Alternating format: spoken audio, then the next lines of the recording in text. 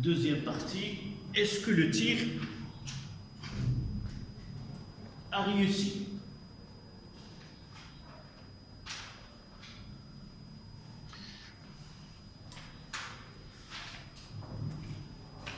On refait le schéma une deuxième fois. Ici, le titre c'est tir réussi.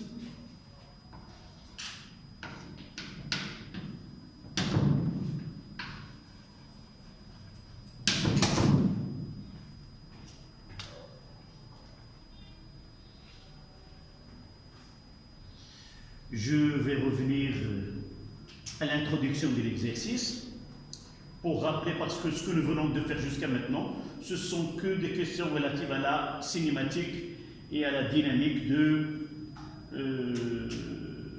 l'exercice. Mais là, on va voir l'utilité de cette étude-là.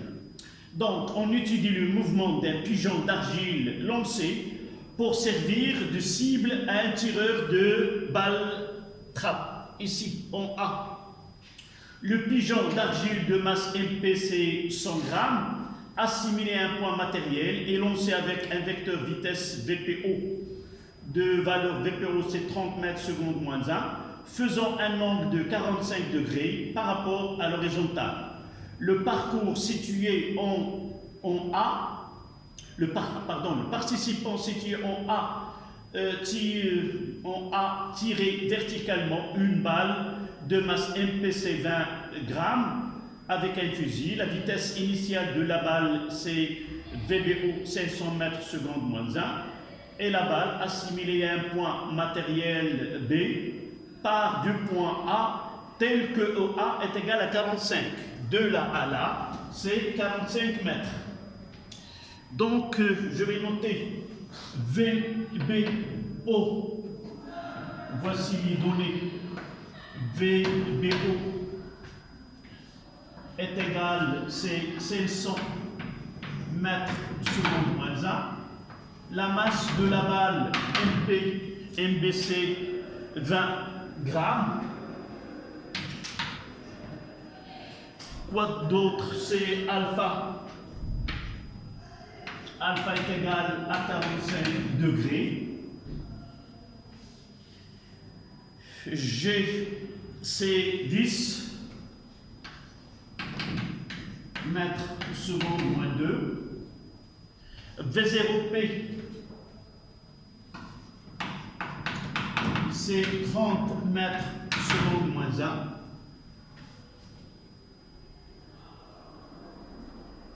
C'est exact. La masse MP, c'est 100 grammes. Voilà les données numériques qu'on peut utiliser. Et maintenant, on passe à la partie 2. C'est tir réussi. La première question, c'est 2-2. 2-1 plutôt. Quelle est l'abscisse XC du point d'impact C? Voici le point d'impact, c'est là. Déterminer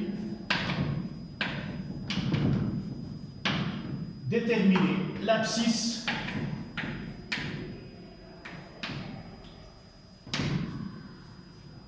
XC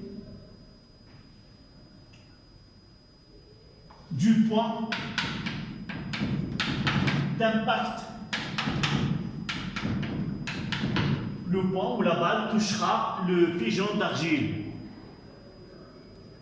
D'accord? La question, on fera question par question. Donc, comment détermine-t-on l'abscisse du point d'impact C, c'est-à-dire XC?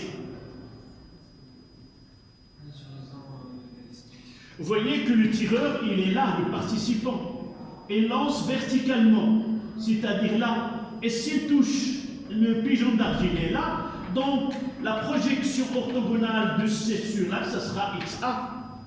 Donc par donnée, par construction, XC aura 45 mètres. Puisque ce point appartient à la trajectoire. Ici c'est XA, et là, XC, et là, c'est YC. Donc on dira la projection orthogonale du C sur l'axe des X dans XA. Donc la projection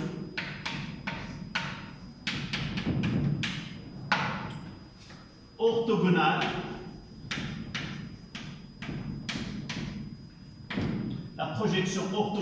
de C sur du point C sur OI nous donne XC est égal à XA.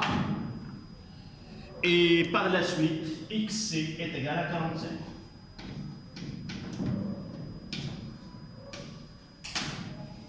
Voilà l'abscisse du point d'impact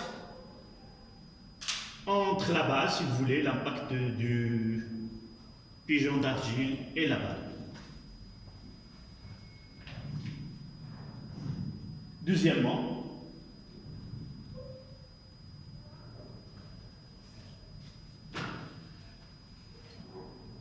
de 2, vérifier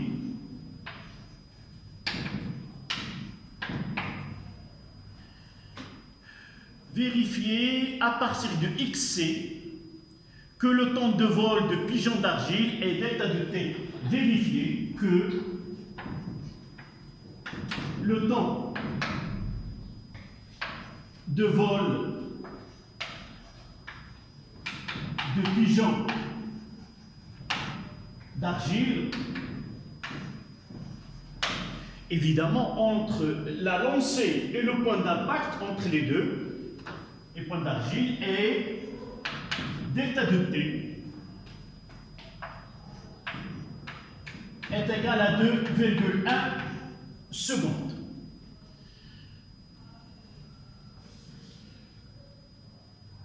Donc, voilà. Vérifier que l'abscisse, à partir de l'abscisse XC de l'impact, que le temps de vol de pigeon et delta de T est égal à 2,1. D'accord? On a la vitesse, on a le temps. Donc, nous avons les équations là, ils donnent le temps. On va revenir à des équations dans lesquelles il y a le temps. Si nous revenons à les équations horaires, nous savons que OP est là sur X quoi? Ici c'est V0 cosinus alpha fois T, et là c'est moins G plus V0 sinus alpha fois T. Voici les équations horaires du mouvement. D'accord? Et donc,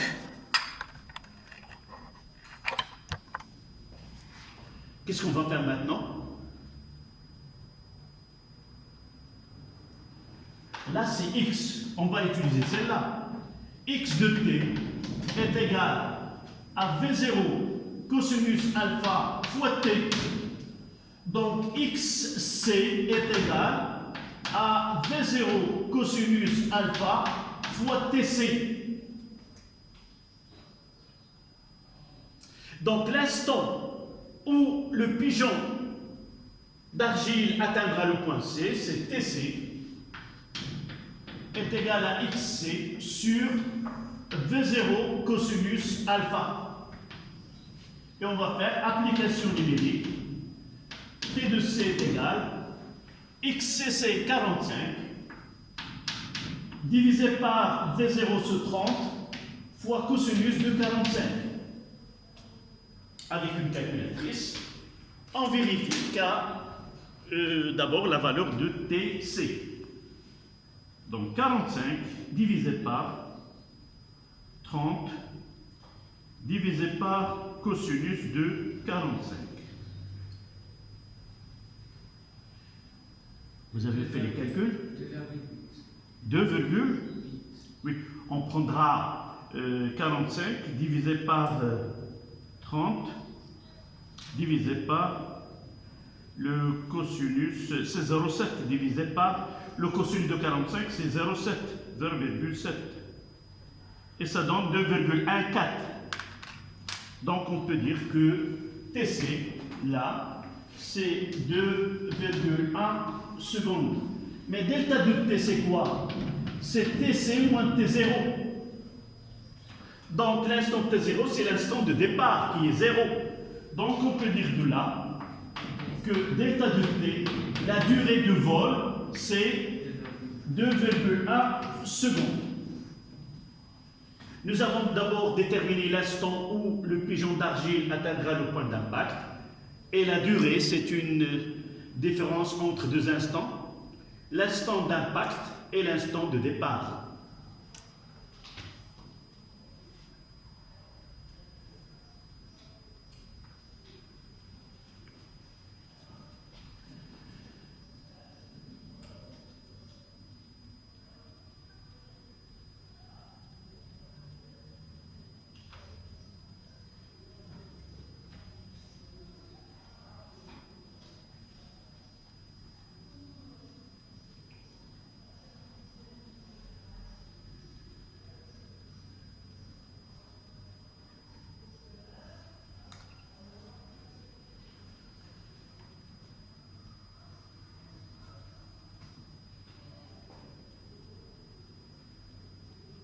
Ça y est.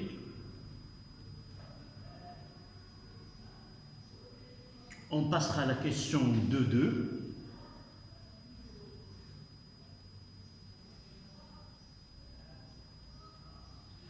De 2.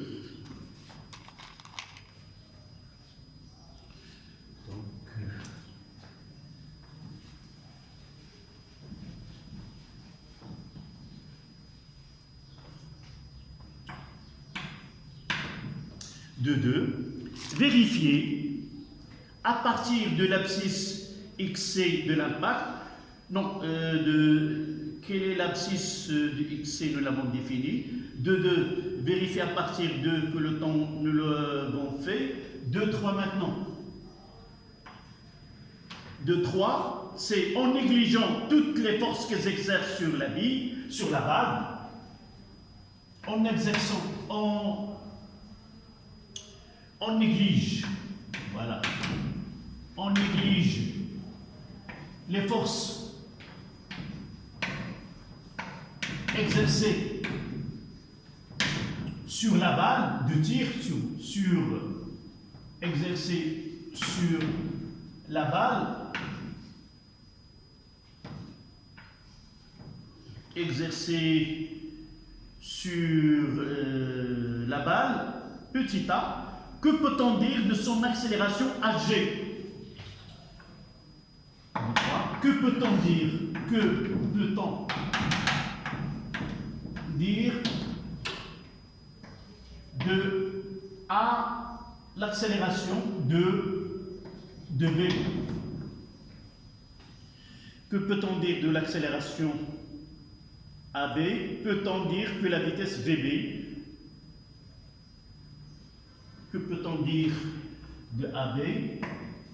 Et la question pour ne pas particulière, peut-on dire que peut-on dire de sa vitesse VB? Déterminer la vitesse VB. Donc, que peut-on dire de AB? Et déterminer, voilà, et déterminer le module de VB. Et déterminer la vitesse de la balle dans ces conditions-là.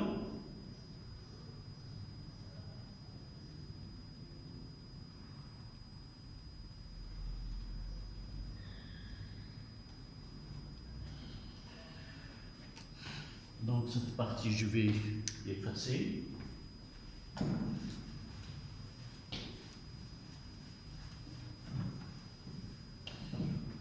Qu'est-ce qu'on entend par on néglige toutes les forces? On néglige les forces exercées sur la balle.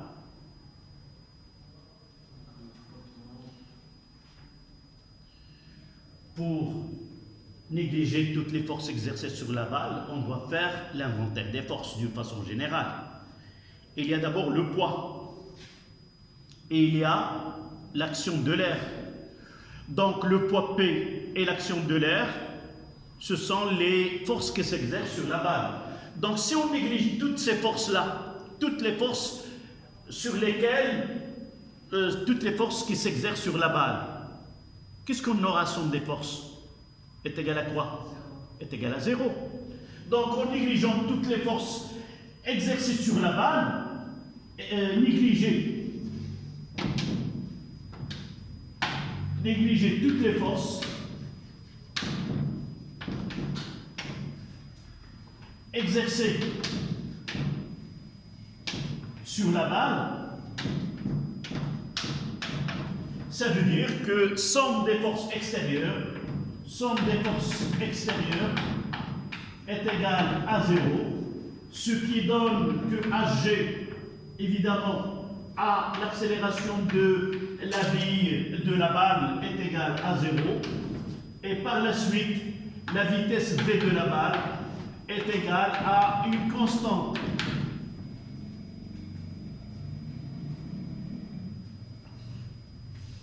Il garde la même vitesse.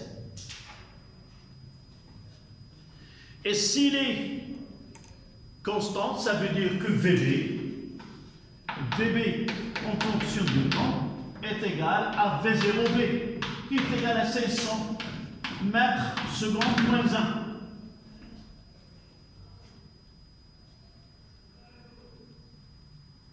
Si nous avons négligé toutes les forces, même le poids, généralement on néglige les forces de l'air ou autres, mais dans ce cas-là, même le poids, on les néglige. Évidemment, ceci, on le voit même dans le mouvement d'une charge dans un champ électrique ou dans un champ magnétique. On néglige le poids aussi devant une autre force qui est la force magnétique ou la force électrique. Malheureusement, cette année, on ne va pas étudier le mouvement d'une charge dans un champ magnétique, mais on travaille le mouvement d'un corps solide dans le champ de pesanteur. Donc ça, c'était la question de 3. Donc le mouvement, il est rectiligne. La balle, on peut dire que la balle a un mouvement rectiligne uniforme.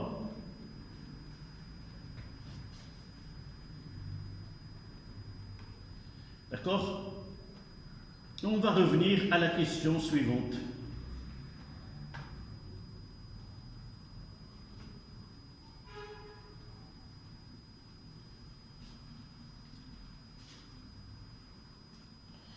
La question de 4, c'est calculer delta de T', le temps de vol de la balle jusqu'à l'impact, connaissant l'ordonnée de points de l'impact YC qui est 22 mètres.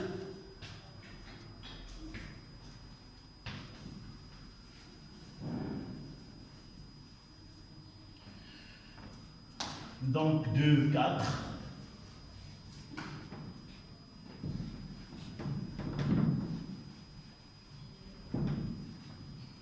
Là, on a simplifié le calcul.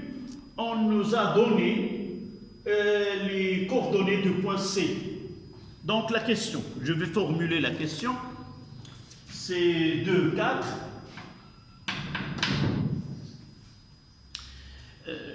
Je rappelle ce que nous sommes en train de faire.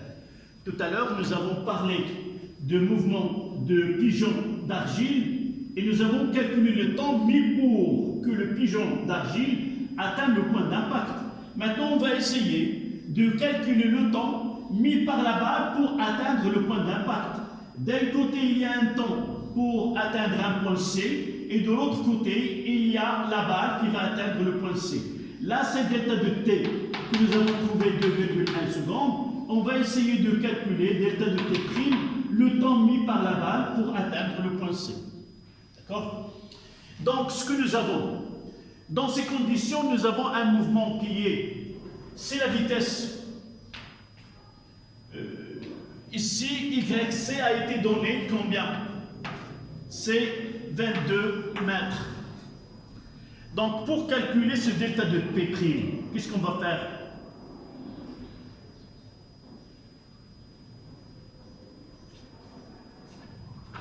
Comment est le mouvement de la balle?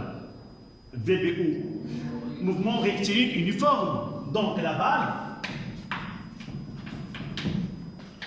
a un mouvement rectiligne uniforme. Donc l'équation horaire, ça sera x' de t est égal à V0b, VBO fois t' plus x0, on prendra ici l'origine en A. Donc xc, et là c'est tc', donc tc' est égal à x'c sur VBO. Donc là, la distance parcourue, c'est la vitesse, c'est... Pardon, là, je dois faire... je reprends. Là.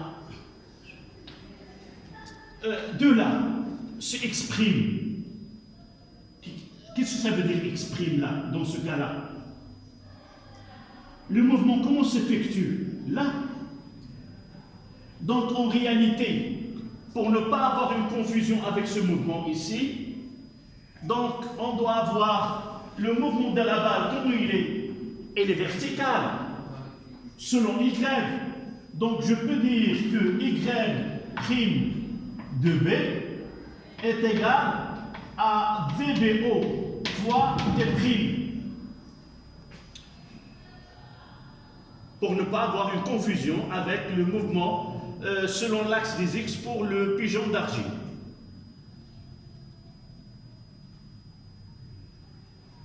Là, ils nous ont donné, donc ce Y.C est égal à VBO fois T'C.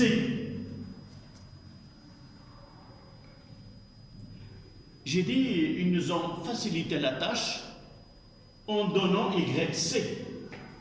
Y'(C) est égal à YC est égal à 22 mètres.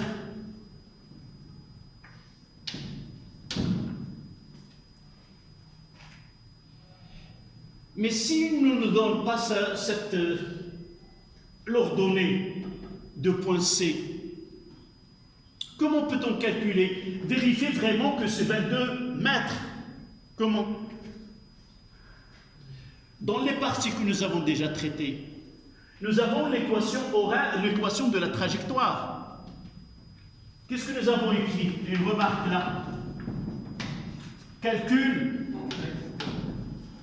de YC. Nous avons Y est égal à moins G sur V0P au carré cosinus au carré alpha fois X au carré plus X tangente alpha. Si nous appliquons l'équation horaire en ce point, on aura YC est égal, c'est moins 10 divisé par, là c'est 30 au carré, fois, il y a un 2 ici, je l'ai oublié, un 2, fois cosinus de 45 au carré. XC c'est 45 au carré, plus 45 mètres fois tangente de alpha, là c'est 1, tangente de 45. Et si nous calculons ceci, on aura ce YC, c'est 22. C'est 22 mètres. D'accord? Là, en réalité, on peut vous poser la question, calculer l'ordonnée du point C, et on doit revenir à l'équation de la trajectoire pour déterminer cette valeur-là. D'accord? Donc on continue. Là, donc T'C, ça sera. Donc, T'C est égal, c'est 22 divisé par 500.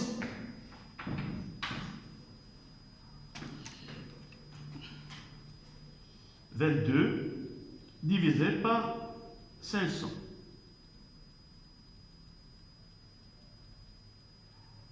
C'est 4 fois 4,4 fois 10 moins 2. Donc, T'(C), c'est 4,4 fois 10 moins 2 secondes.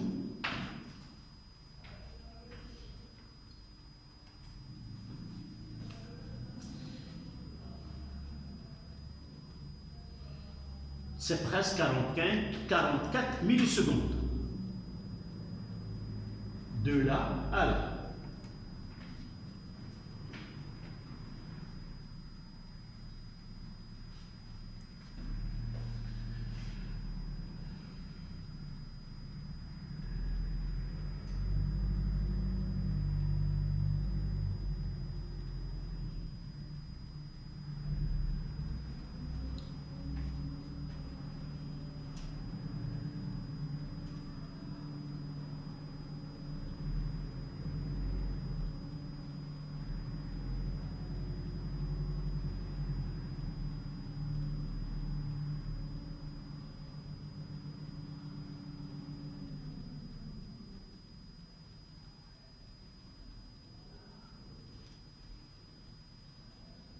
D'accord?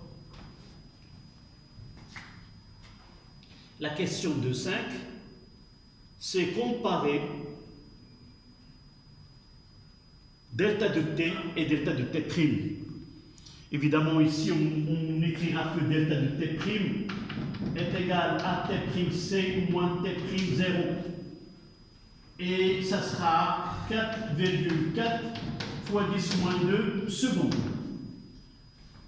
Donc on prendra l'instant initial, c'est 0, et on aura delta de t' est égal à 4,4 10 moins 2 secondes.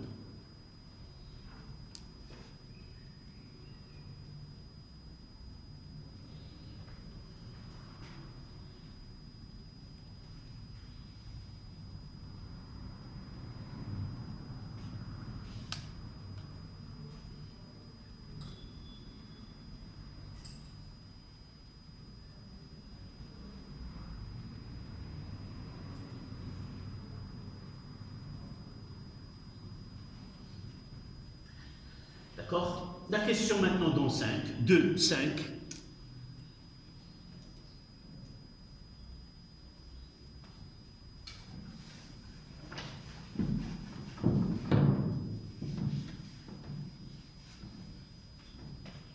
De 5, comparer et conclure. De 5, comparer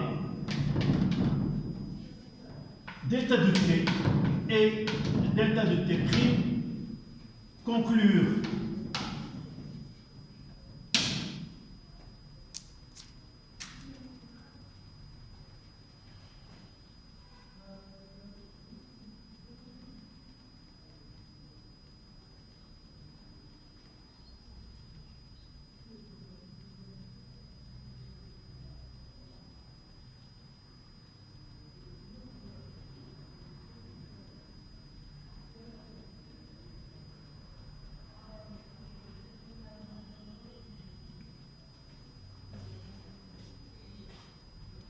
Ça y est, je peux passer cette partie.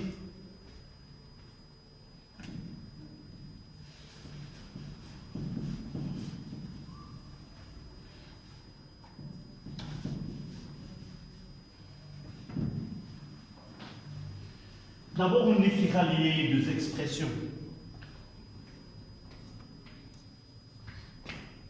On a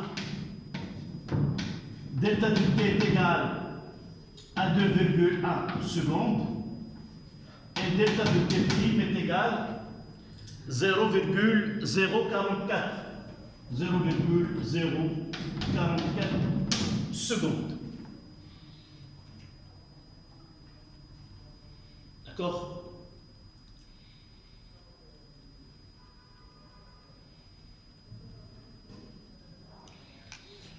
À première vue, qu'est-ce qu'on peut dire?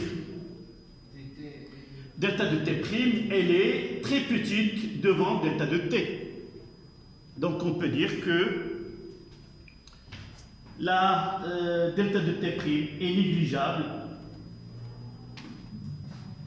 Delta de t' est négligeable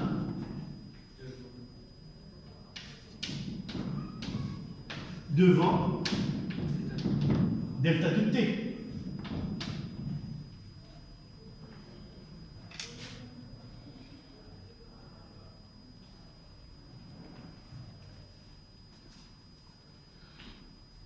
Mais essayons de voir la réalité. C'est-à-dire, deux points de vue, temps, elle est négligeable. Mais essayons de voir la distance parcourue par le pigeon d'argile pendant sa durée. Et n'oublions pas, nous avons considéré que ce pigeon d'argile, elle est négligeable. Donc, généralement, le pigeon d'argile, je vais essayer de chercher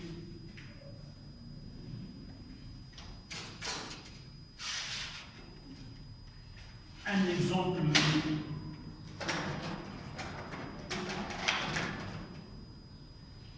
Je n'ai pas une forme qui est... Mais généralement de cette dimension.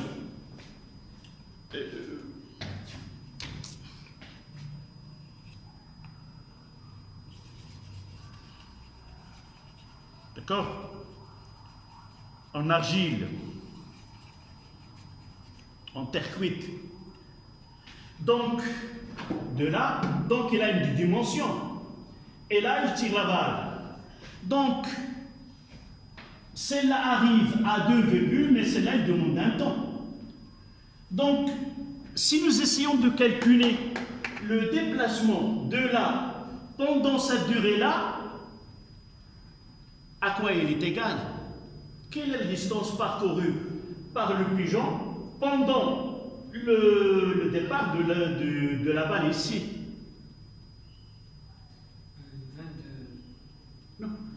Non, là, il arrive à là, c'est 45 et 22. Une fois qu'il arrive ici, celui-là part. D'accord? Il demande un temps. Là, c'est 2,1. Lorsqu'il arrive ici, là, il demande 0,044 secondes. Et il y a un décalage. Ça demande de temps. Pendant que la balle, ici, part, il arrive, celui-là, pendant sa durée, il se déplace. On va essayer de calculer combien. Comment peut-on calculer la distance parcourue selon l'axe des X par ce pigeon d'argile? Nous avons les équations. X est égal à V0P cosinus alpha fois T. Et nous avons sur Y moins G, moins G sur 2, T carré plus... d'accord? On s'intéresse uniquement au décalage selon l'axe des X. On va remplacer par 0,044. D'accord? Donc ce delta de X, si vous voulez, X est égal. C'est V0, c'est combien? C'est 30 fois cosinus de 45 fois 0,044.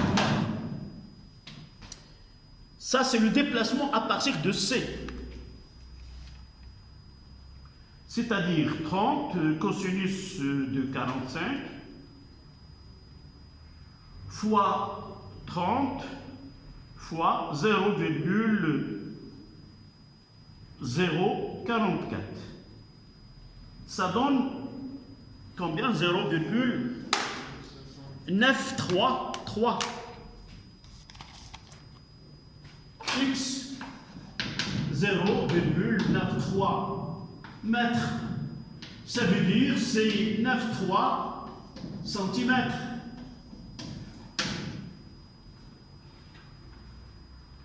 Donc la distance en réalité n'est pas négligeable. Du fait que de dimension de pigeon, là on prendra 10 centimètres, mais le temps que pour atteindre la cible, celle-là, elle se déplace de cette distance-là. Et par la suite, pour atteindre le pigeon d'argile, il doit tirer avant qu'elle soit à la verticale. D'accord? Donc, vous écrivez aussi une petite phrase. En fait,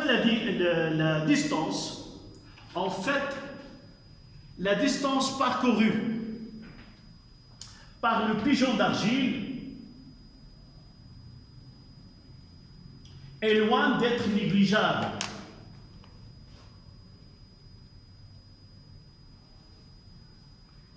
Elle parcourt horizontalement une distance de 93 cm.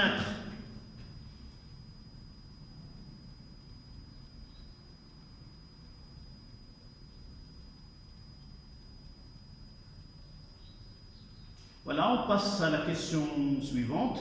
C'est la discussion de l'effet de poids sur la balle. La partie qu'on vient de traiter, on a négligé le poids et nous avons pris que le mouvement il est rectiligne uniforme. Maintenant, on va essayer troisième partie, discussion sur l'effet de poids de la balle.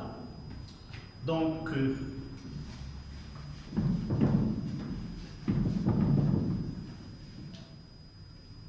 troisièmement,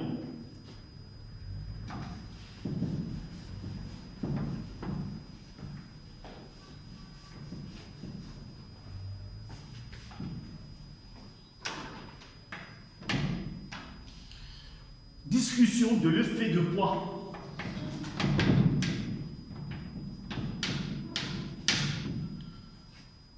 Pardon, discussion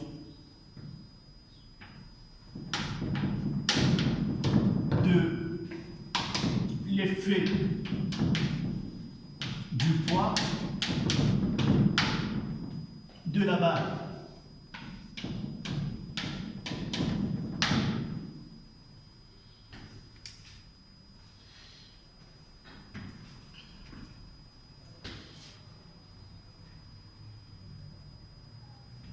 C'est-à-dire on néglige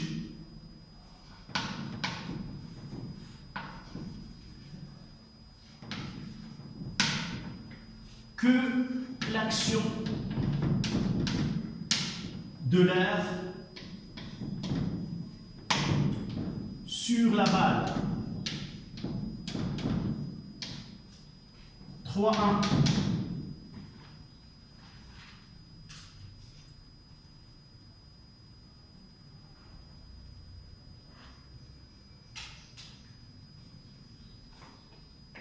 Vérifier que V de la balle selon Y, V de la balle selon Y est égal à moins G fois T plus V0B.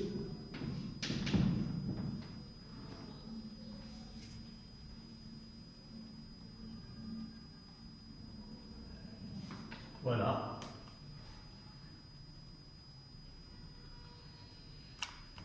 Le travail que nous venons de faire en deuxièmement, qu'est-ce qu'on va faire ici? Deuxième loi de Newton. Pour arriver à la fonction de V, on doit déterminer l'accélération. Donc, deuxième loi de Newton, que sigma des forces extérieures est égal à M A B. Cette fois-ci, on ne va pas mettre 0. Tout à l'heure, ils ont dit on néglige toutes les forces. Là, uniquement l'action de l'air. Et on garde le poids, on va faire une étude. Est-ce que vraiment la vitesse qu'on va trouver ici va être différente de celle que nous avons fait tout à l'heure? Et est-ce que nous avons raison de négliger toutes les forces ou non, on doit tenir compte de l'effet de poids? C'est ça la raison de cette partie-là. Donc, on aura P de B est égal à MB à B. Et de là, on tire que G est égal à de B. C'est le même travail ici.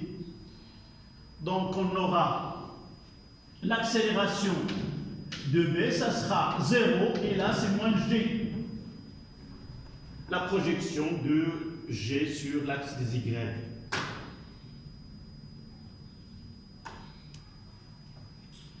Et de là, nous savons que V de P de B, D de V de B sur DT est égal à AB.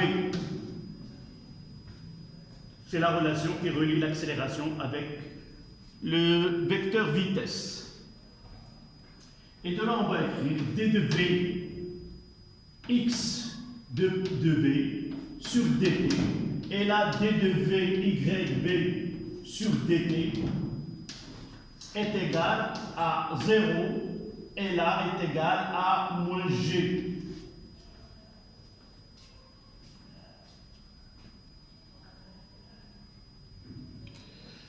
Par calcul, on aura ici Vxb est égal à une constante et Vyb est égal à moins V0 moins G fois T plus V0b sur Y.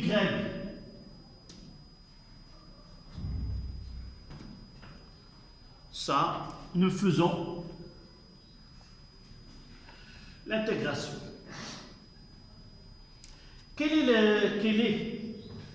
On fait égal, ça sera V0b sur X. C'est la projection de V0b sur X. Comment il est? Et 0. Le mouvement il est rectiligne selon la trajectoire, c'est la droite qui est portée par VBO.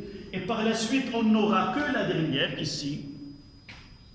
Et vous voyez que là, je vais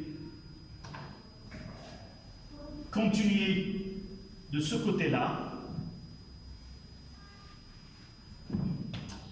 Donc, VYB en fonction de temps égal, c'est moins G fois T plus V0B. Voici l'expression de la vitesse de la balle lors d'un montée vers le haut avec une accélération de l'apesanteur. C'était ça la question demandée. Et la dernière avec laquelle on va terminer, c'est calculer la vitesse VB lorsqu'elle atteindra le point C. La question suivante, c'est 3.2.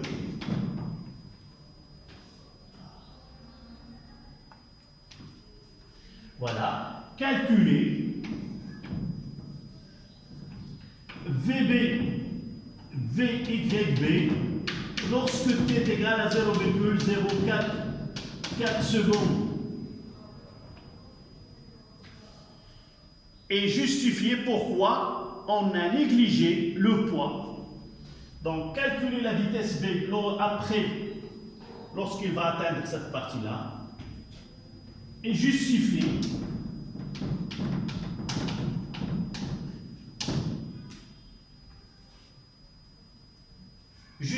pourquoi nous avons utilisé,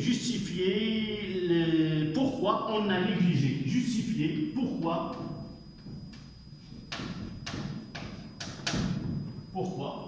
on a négligé le poids dans la partie 2, le poids de la balle, le poids de la balle dans deuxième.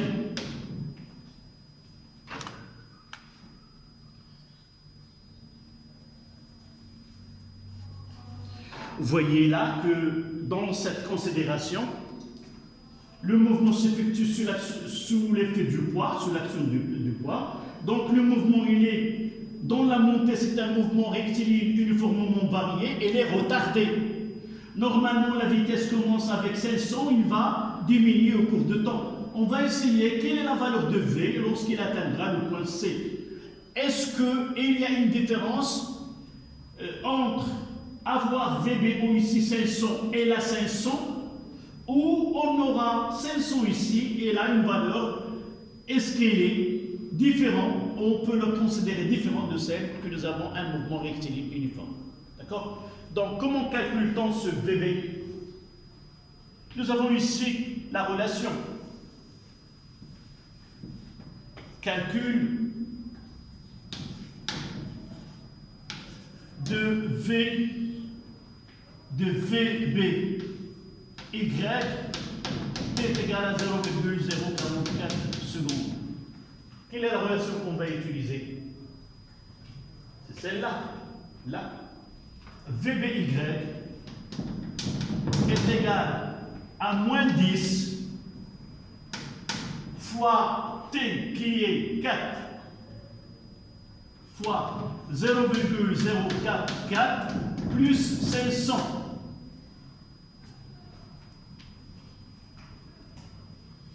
C'est-à-dire 500 moins 0,44. Ça donne 9,499. Voilà. VBY est égal à 499,56 mètres secondes moins 1. Presque la même.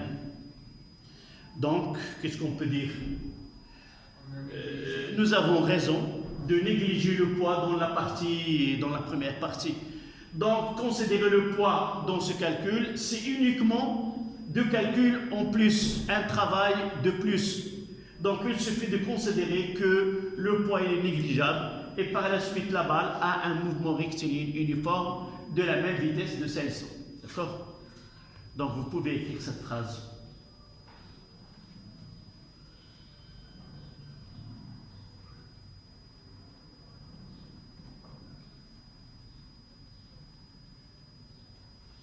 La variation de la valeur de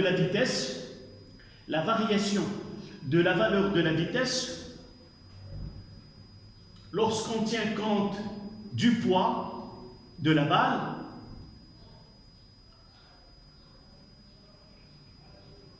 est négligeable devant la valeur de cette vitesse